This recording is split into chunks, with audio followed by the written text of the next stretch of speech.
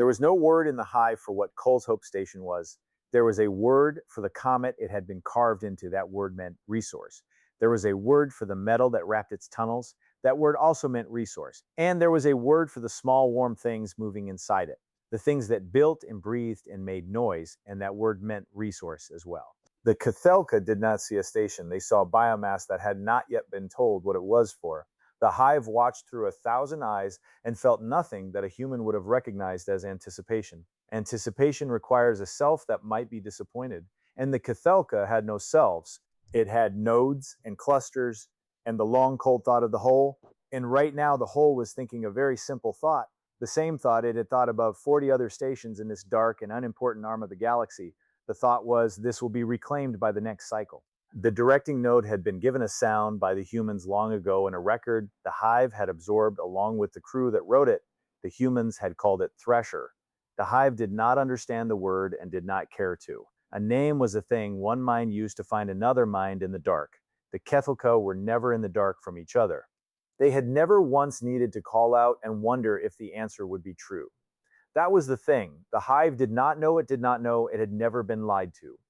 Not once in the long-reaching history of the swarm had one part of the Kefka deceived another part, because there were no parts, only the one. A mind does not hide things from itself. So the hive had never learned to ask whether something it was being shown was real. It saw, and what it saw was so. This had worked across 40 stations. It saw no reason it would not work across the 41st. Through its eyes on the hull, it studied the refinery.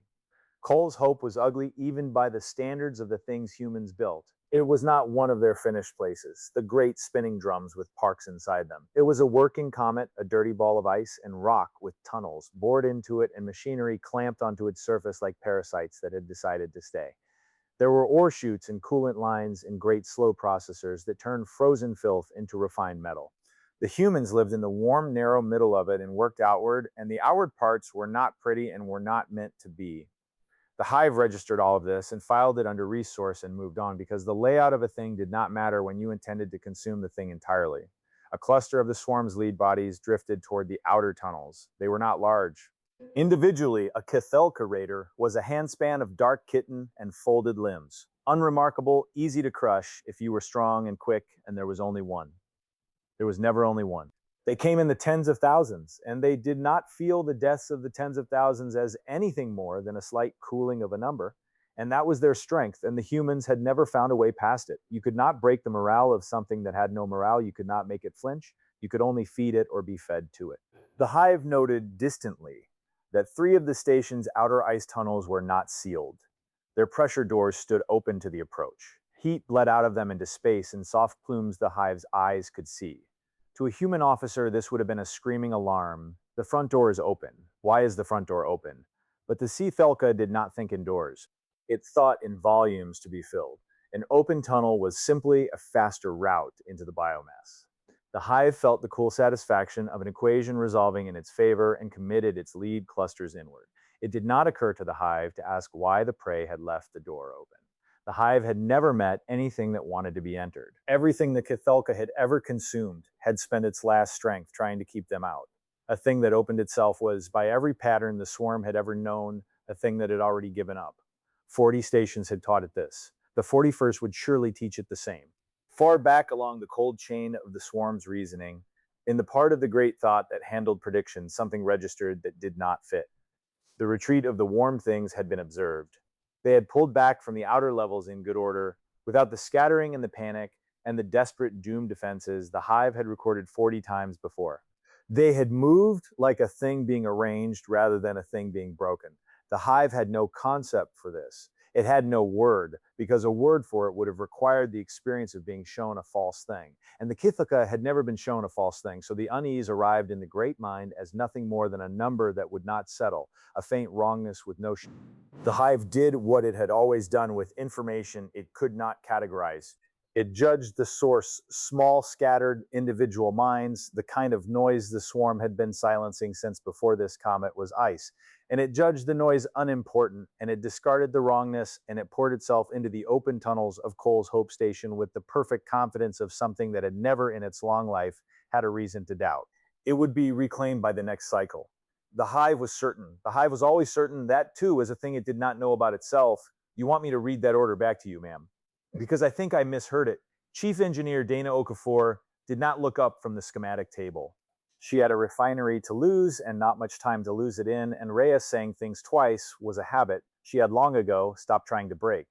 You heard it, you want me to open the outer tunnels. All three, pressure doors back, locks off. Open? Yes.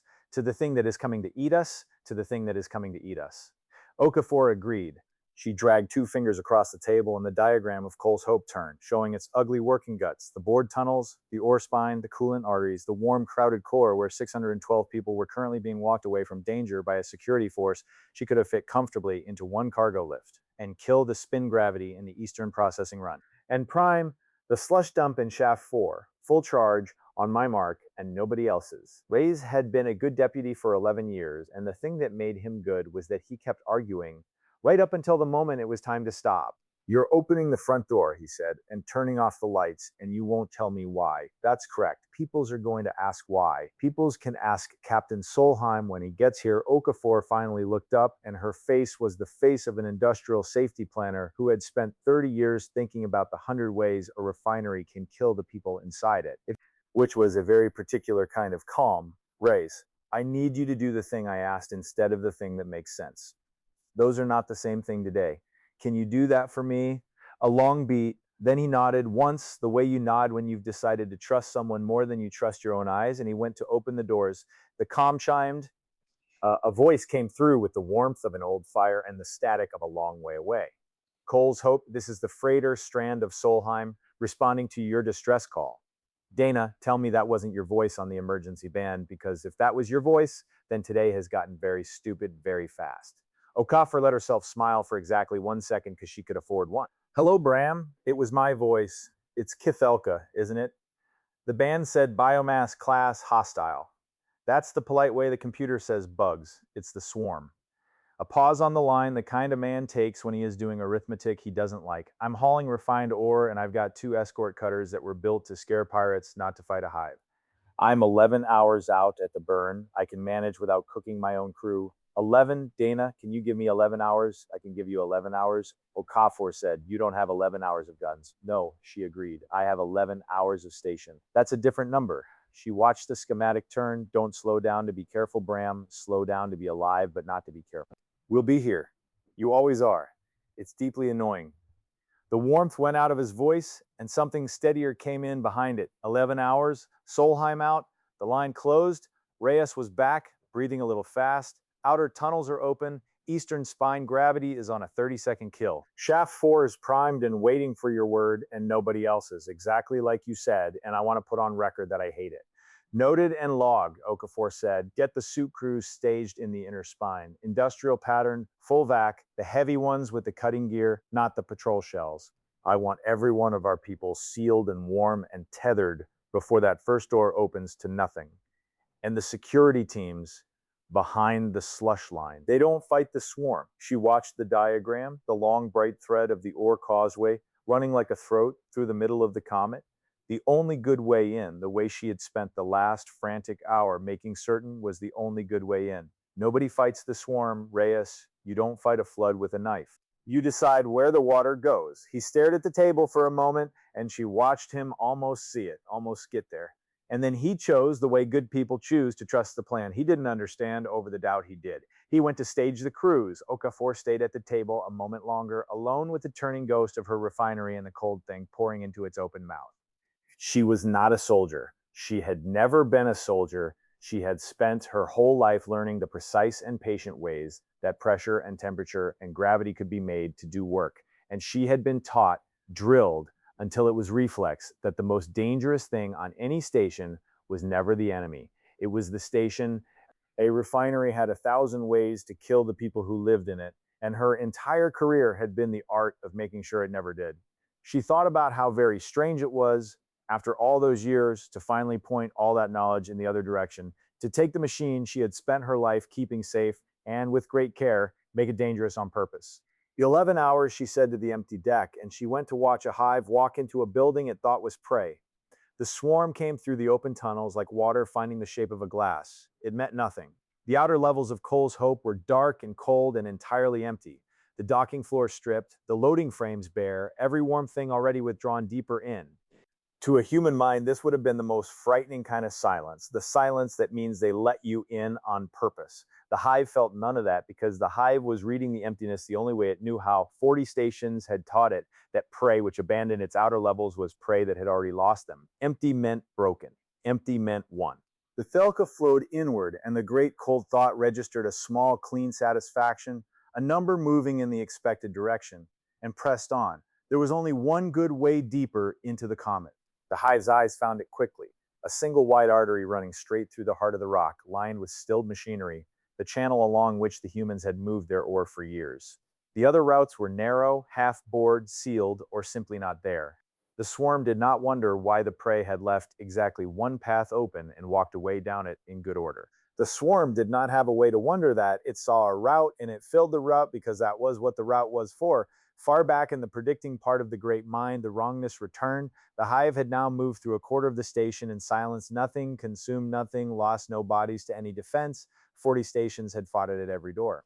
This one had not fought it at any door. The biomass had not scattered. It had not panicked. It had arranged itself out of the way, and it had done so with a calm the hive had no record of and no word for, and the wrongness sat in the great thought again, a number that would not settle a faint cold shapelessness with no name, because naming it would have required the swarm to have once been shown a false thing and believed it, and the swarm never had. Thresher judged the source of the unease. Small, scattered, individual, the kind of warm noise the hive had been quieting since before this comet froze.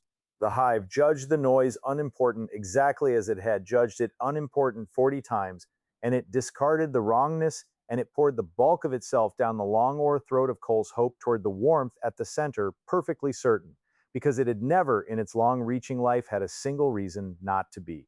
In the inner spine, behind a wall of stilled metal, Dana Okafor watched a moving stain of returns crawl up her schematic and fill the trap she had spent an hour building, and she waited until it was not merely full, but exactly full, because the difference between those two words was the entire plan, and then she said one word into her comm. Mark. The trap did not spring the way a trap springs in a story all at once. Okafor was an engineer. She had built it in stages because physics arrives in stages, and she let the physics do the work in the order it wanted to. First, the doors, every blast bulkhead along the outer ore spine, slammed in the same half-second, 10 centimeters of station steel, built to survive a coolant detonation, sealing the swarm inside the long throat it had so confidently filled. The hive registered the closures and was untroubled. A hive does not fear being enclosed. A hive is an enclosure, and it kept pressing inward toward the warmth, certain still right up until the second stage, which was that Okafor vented the sealed spine to hard vacuum. The outer station did not explode. It simply, suddenly was not an inside anymore. The air that had filled the ore throat left it in one violent breath out through the still open outer tunnels the hive had used as its road, and the cold of the comet and the cold of space came in behind it together. The Cathelka did not all die. They were tougher than that, and there were more of them than that. They froze and slowed and clung, and the hive's confidence faltered for the first time in 40 stations, and into that exact faltering Okafor dropped the third stage. The spin gravity in the eastern processing run died, and the great slush dump in shaft 4 let go. Hundreds of tons of mining coolant, half-frozen, blinding, moving with all the patience of a glacier and all the speed of a flood, poured down the throat the swarm had filled, and the swarm had nothing to stand on because there was no longer any down. The Kithelka tumbled and froze and choked in their own perfect confidence in a dark that had stopped having a floor, and through that dark moved a few dozen human beings in heavy industrial vac suits, tethered, warm lit, carrying cutting gear. They used every working day doing in their own machine the calm, certain work of people who owned the cold and the dark and had built both on purpose. The hive's certainty peaked exactly one beat before it broke. Thresher, reading catastrophe it had no category for, did the only thing 40 stations had ever required of it. It committed everything, overwhelmed them. It poured the rest of the swarm down the throat to bury the prey in numbers, because numbers had always been the answer, and the numbers arrived precisely as the vacuum and the cold and the slush and the dark finished becoming the thing Okafor had spent an hour making them. The reinforcement did not save the swarm. It only meant there was more of the swarm in the place where the station was killing it. The great cold thought, for the first time in its long life, registered a number falling in a direction it had no plan for, and then registered nothing from that spine at all. It was over in minutes. It is always over in minutes when the thing you walked into was never a battle. Okafor stood at the schematic table and watched the returns go still and let herself understand fully the things she had done, because she had not let herself think it in words until it was finished. She had not outfought a hive. You could not outfight a hive. That was the entire grim history of every station before this one. What she had done was simpler and colder than fighting. The Cathoka were a single mind, and a single mind had one blindness so total it had never even felt it. It had never been lied to because it had never had a second self to lie to it, so it had never learned to ask whether the thing it was being shown was true. It saw an open door and could not conceive of a door open for it. It saw an abandoned level and could not conceive of an abandonment arranged. It had spent its long life unable to imagine a single mind that would deceive it, and Okafor was a single mind, and she had deceived it with a building. That was all. A station was not a battlefield. A station was a machine, and a machine does what it is set to do. And she had spent 30 years learning every way Cole's Hope could kill the people inside it, precisely so that on one day she could set it to kill something else. Returns are dead in the outer spine, Reyes said quietly. He had stopped hating it. He had the specific silence of a man who had just watched a plan he didn't understand become the only reason he was alive. Survivors are pulling back out the way they came in. Should we? No. Okafor did not even let him finish, because the temptation to chase a beaten enemy was exactly the kind of confidence that had killed 40 stations. And she would not let it kill the 41st on the last lap. We don't pursue. We don't go into our own trap to be clever. Reseal the spine, repressurize the inner core, get every one of our suit crews counted and tethered and home. The plan worked because we let the station do the work. We don't get greedy now and do the work ourselves. He started giving the orders. Behind him, a man came onto the deck, moving fast, a stocky volunteer engineer, Okafor, placed after a second. Petrov, day shift from the deep core teams, and he had the particular bright-eyed look of someone carrying news he thought was good. Chief, the thing you had us start, down in the core. He was a little out of breath. It's seated. The charge rings around the comet's frozen heart, just like you drew it. It's armed, and it's quiet, and it'll stay quiet until you say otherwise. He hesitated because clearly nobody had told him what it was actually for, only how to build it. I didn't ask what it does. Okafor looked at the schematic, at the long, quiet thread of the comet's core running under everything, and she did not explain it, because some things you do not say out loud until the hour you need them. Good, she said. Keep it quiet. Nobody arms past green without my voice, exactly like Shaft 4. You did good work, Petrov? He left, satisfied and uneasy in equal measure, which was the correct way to feel. Reyes was watching her. Chief, the swarm's not gone. It pulled back. It didn't die. It'll come again. And next time it won't trust an open door. I know, Okafor said. She watched the strand of Solheim's long, slow track crawling toward them across the dark, hours and hours of it still to go. And she thought about the quiet ring of charges now sleeping around the frozen heart of the rock they all stood on. And she did not tell him what it was for, because the hour was not yet. Then what do we do? He asked. She let herself have 1 second of a smile, the same one she'd spent earlier on Bram. The only currency she had, and she spent it carefully. We just have to hold this rock for 11 more hours, she said.